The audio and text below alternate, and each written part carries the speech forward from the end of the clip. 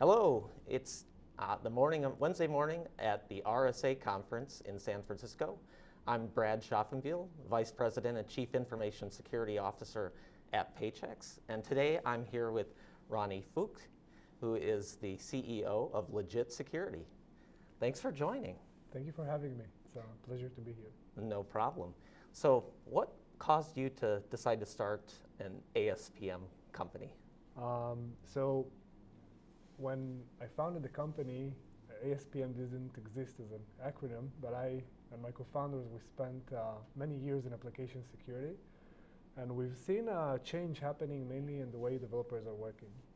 We've seen them starting to use agile, adopting cloud, CI/CD, moving faster, deploying more frequently, even adopting GenAI in the last couple of years. And most of the existing application security vendors were focused on scanning for vulnerabilities. What we felt was missing is a layer of risk that takes the context of how developers are working today in a modern software development environment into account to help basically address a whole new layer of risks to the software supply chain, and also manage an effective software security program, all the way from code to production, from commit to cloud. So we saw this gap and we felt somebody should solve it, and we are very passionate about application security, so that's what let us found Legit. That makes sense. When it comes to supply chain security, what are some of the biggest challenges that you see that CISOs have? So I think the biggest challenge is the impact and the blast radius of things when they go off. And everybody eventually has to manage risk, and it's really hard when you are bombarded with alerts. You have too many vulnerabilities, not enough people. The chances of missing something that's important and might have a significant blast radius just increases. So I think managing that effectively, addressing the most important things first, and that's only possible, in my opinion, with context of where things are deployed to. Is it in a production environment? Is it affecting my critical apps, the one that the CISO could define? Mm-hmm. I think this is the biggest challenge in software supply chain security today, and how to do that at scale, making sure that your entire organization is secure and make it in a way that developers actually enjoy ingesting. I think that's always a gap between security professionals and developers. So we try to bring them a bit closer together. Yeah, that is always a challenge. Yeah. Yep. So what challenges are you seeing in your customer base when it comes to generative AI and the adoption of generative AI, and how would you help them with that challenge? So I've been a software engineer most of my career. So I think GenAI is it's a wonderful opportunity. Honestly, I don't think we can stop it. It's going to happen. And as a developer, I understand why developers want to use it. It's just the next phase of technology. From the security leadership perspective, the challenge is it always starts with visibility. Somehow in application security, visibility was skipped. We started managing vulnerabilities even before we understood where we should look to find them, how do we prioritize them. So the same thing is applicable to GenAI. Where do developers use GenAI? Which code was generated by AI? And what are the inherent risks that come with just using, with open source, it was somebody else's code.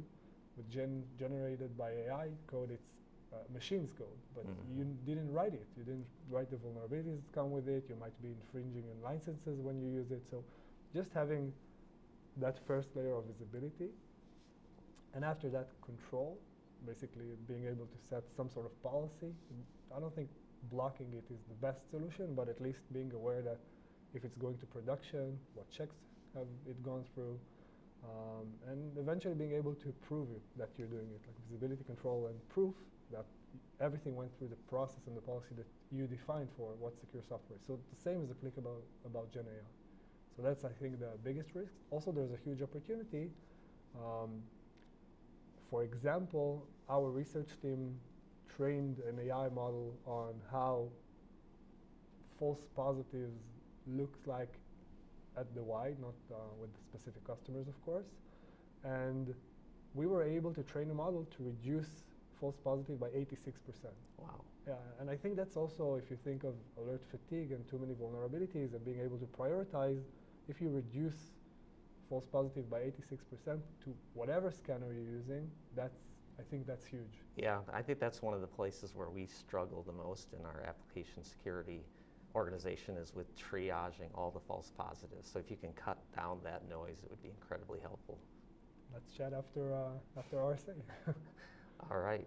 So what do you see as kind of the biggest software security issue on the horizon?